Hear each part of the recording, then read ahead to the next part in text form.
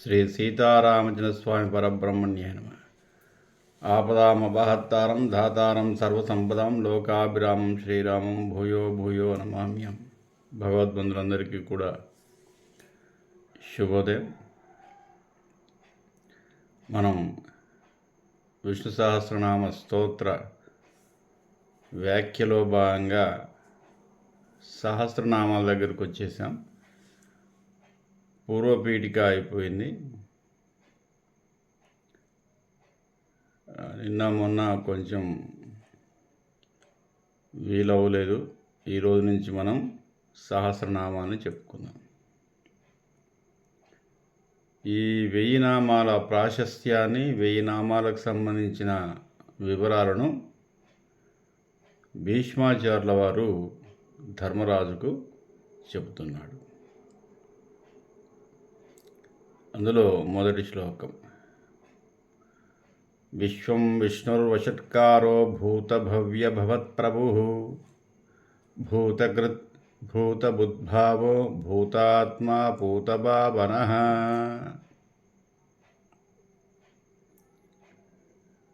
విశ్వం విష్ణుః,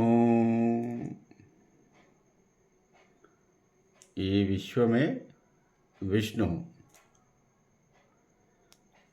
విష్ణువు వేరు కాదు, విశ్వం నుంచి వేరు కాదు, రెండు ఒకటే.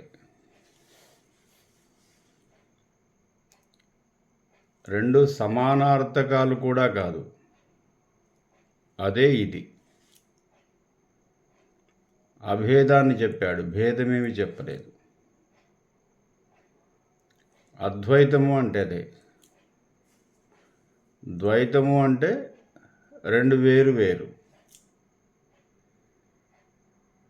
నేను వేరు, భగవంతుడు వేరు. అద్వైతం. ద్వైతం.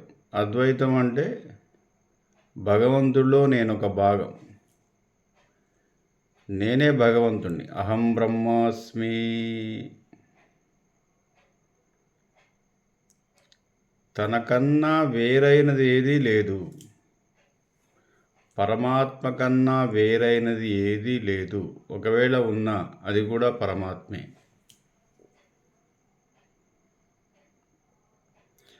విశ్వం విష్ణు.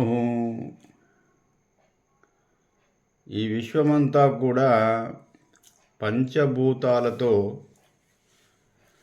నిక్షిప్తమై ఉంది. పంచభూతాలు. భూతం అంటే స్థితి.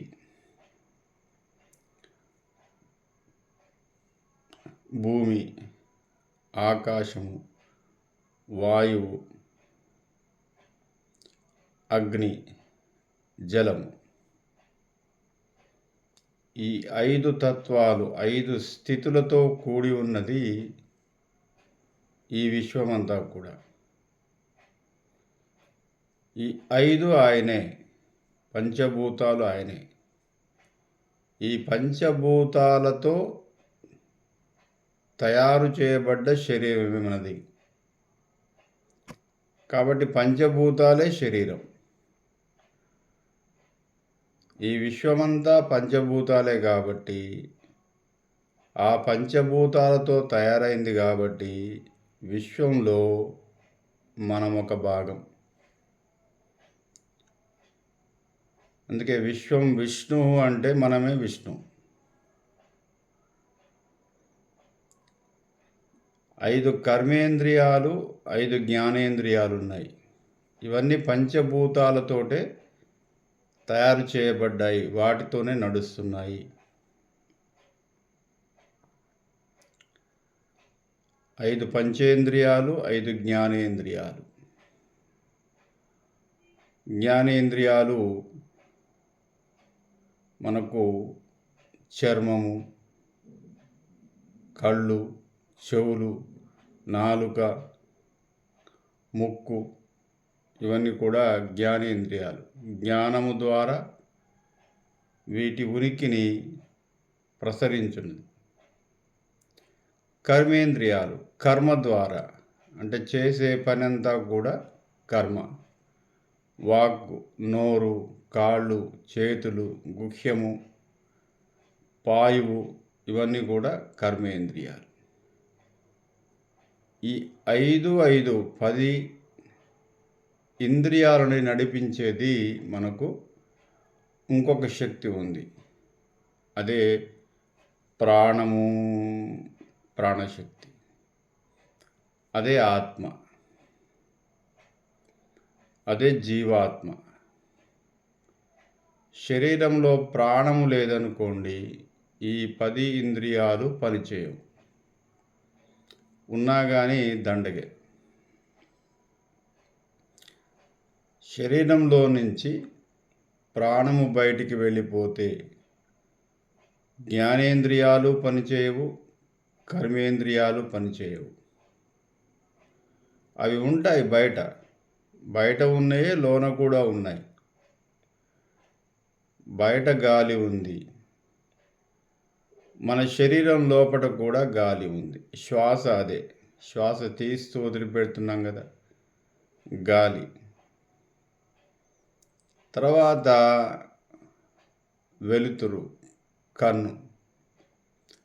తర్వాత భూతత్వము, ఈ శరీరం అంతా కూడా, ఈ చర్మము. తర్వాత బయటికి కనిపించే అవయవాలు ఇవన్నీ కూడా భూతత్వం. జలతత్వం ఉంది మనకు, అంటే రక్తము. తర్వాత మలమూత్రాలు ఇవన్నీ కూడా జలతత్వం. అగ్నితత్వం ఉంది, జఠరాగ్ని. లోపల మనకు ఒక 190 degrees ఫారెన్హీట్ వేడి ఉంటుంది. ఆ వేడిలో ఆహారము పచనమైపోతుంది, అరిగిపోతుంది. అది జఠరాగ్ని. లోపల అగ్నితత్వం ఉంది.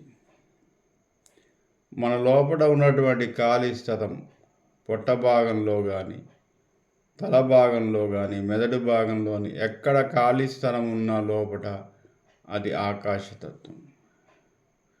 భూతత్వం ఉంది, జలతత్వం ఉంది, వాయుతత్వం ఉంది, ఆకాశతత్వం ఉంది, అగ్నితత్వం ఉంది. కానీ దేంట్లో నుంచి ప్రాణము వెళ్ళిపోయింది అంటే ఇవేవి పనిచేయవు, బయట ఉన్నా కూడా పనిచేయవు. అంటే ఈ జ్ఞానేంద్రియాలను, కర్మేంద్రియాలను లీడ్ చేసే ఒక శక్తియే ప్రాణశక్తి.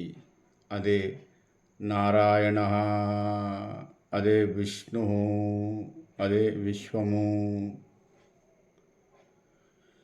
విశ్వము అంటే ఈ ప్రపంచము అని ఒక అర్థము, విశ్వము అంటే మనం కూడా. ఈ శరీరం అంతా విశ్వం. ఈ విశ్వాన్ని లీడ్ చేసేవి ఇంద్రియాలు, తర్వాత పంచభూతాలు. ఈ మొత్తం బయటి విశ్వాన్ని లీడ్ చేసేవి కూడా పంచభూతాలు. ఇవేవి లేకపోతే ఏది పనిచేయదు. అట్టి తత్వమే, అట్టి విశ్వమే విష్ణు. విశ్వం విష్ణుర్వషట్కారః. అంటే ప్రపంచంలో ఉన్నటువంటి అణువు కూడా ఆయన ప్రాణశక్తి నిక్షిప్తమై ఉంది, ఆత్మశక్తి నిక్షిప్తమై ఉంది. వేరుగా కనిపిస్తుంది కానీ వేరు కాదు. అంతా అద్వైతమే, ద్వైతం అనేది ఏదీ లేదు. అంతా కూడా విష్ణుతత్వమే. ఆయన నుంచి వేరైన వస్తువు ఏదీ లేదు. శరీరము, మనసు, బుద్ధి, అహంకారము, చిత్తము అన్నీ కూడా ఆయనే. ఆయన నుంచి వేరైనటువంటి పరిస్థితి మనకు కనిపించదు. ఒకవేళ వేరైనట్టు భావన ఉంటుంది కానీ నిజంగా వేరు కాదు. ఒక చెట్టు నుంచి పండు రాలి కింద పడింది అనుకోండి, పండు వేరు, చెట్టు వేరుగా అనిపిస్తుంది. అదే భ్రమ, అదే అద్వైతము. కానీ చెట్టులో ఒక భాగమే పండు అని గుర్తించటమే అద్వైతం. కనిపిస్తుంది పండు వేరుగా ఉంది, చెట్టు వేరుగా ఉంది. అంటే ఆత్మ వేరుగా ఉంది, పరమాత్మ వేరుగా ఉంది. ఆత్మ పరమాత్మగా భావించబడటం లేదు. ఎందుకంటే చెట్టు అక్కడ కనిపిస్తుంది, పండు నేల మీద కనిపిస్తుంది, కానీ దాంట్లో నుంచి వచ్చిందే పండు. చెట్టు లేకపోతే పండు లేదు, దాంట్లో ఒక భాగము. అదే ఇది మళ్ళీ తిరిగి అది చెట్టుగా రూపాంతరం చెందుతుంది. ఈ పండు దీంట్లో నుంచి విత్తనము. కాబట్టి వేరైనది ఏదీ లేదు, తనకు తాను సృష్టింపబడుతుంటాడు. మళ్ళీ స్థితికారకత్వం ఉంటుంది, లయకారకత్వం ఉంటుంది, మళ్ళీ సృష్టికారకత్వం ఉంటుంది. ఇదే ఇలా సైకిల్ లాగా తిరుగుతూ ఉంటుంది. ఆయన కానే పుడతాడు. భవత్ప్రభు, భూతకాలము ఆయనే, వర్తమాన కాలం ఆయనే, భవిష్యత్ కాలము ఆయనే.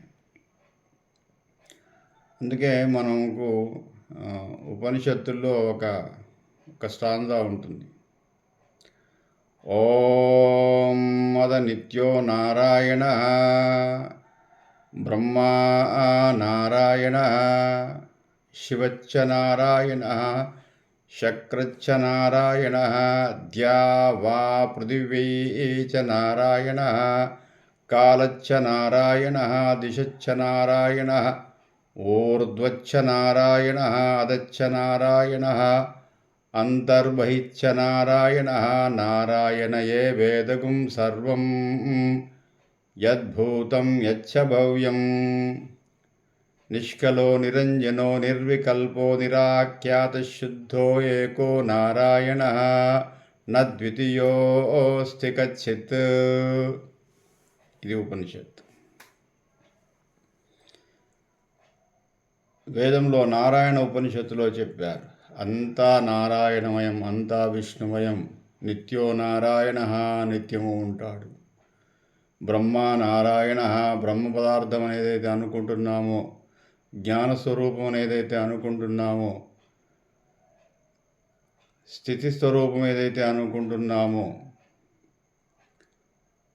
కదలిక కలిగింది ఏదైతే అనుకుంటున్నామో అదంతా బ్రహ్మ నారాయణ. శివచ్చ నారాయణ శక్రచ్చ నారాయణ ద్యా పృథివ్యై చ నారాయణ కాలచ్చ నారాయణ, కాలస్వరూపుడు ఆయనే. కాబట్టి సర్వం నారాయణమయం. నిష్కలో నిరంజనో నిర్వికల్పో నిరాఖ్యాత శుద్ధో ఏకో నారాయణ నద్వితీయోస్తి కచ్చిత్. ద్వితీయమైనది ఏదీ లేదు, రెండవది ఏదీ లేదు. సర్వం విష్ణుమయం. విష్ణువే సర్వం, విశ్వం విష్ణు. వషట్కార, చరాచర జగత్తునంతా కూడా తన వశములో ఉంచుకునివాడు. సూర్యుడు, చంద్రుడు, గాలి, నీరు, నిప్పు, సముద్రాలు, నదీ నదాలు ఒకటేమిటి, సర్వం యొక్క విశ్వము యొక్క తత్వాన్ని ఆయన అయి ఉండువాడు. వషట్కార భవత్ప్రభు. భూతకాలము అంటే సృష్టికి ముందు, సృష్టింపబడుతున్న సమయంలో, సృష్టి తర్వాత కూడా, భూత భవిష్యత్ వర్తమాన కాలాలు కూడా ఆయనే. భూత భవ్య భవత్ప్రభు. భూతకృత్, ఈ జీవాలన్నిటినీ కూడా సృష్టించువాడు. భూతభృత్, భృతిని కల్పించువాడు. సృష్టించినటువంటి అన్ని రకాల జీవాలకు అన్నమై ఉండువాడు, ఆహారమై ఉండువాడు, జీవమై ఉండువాడు, ప్రాణమై ఉండువాడు, ఆత్మస్వరూపంగా ఉండువాడు, కదలిక కలిగి ఉండువాడు, చరించువాడు. భూతకృద్భృద్భావో భూతాత్మ భూతభావన. ఈ యొక్క చరాచర జగత్తుకంతటికి కూడా ఆయనే బాధ్యత వహించువాడు. భూతభావన, ఆయన యొక్క సమదృష్టి కలిగి ఉండువాడు.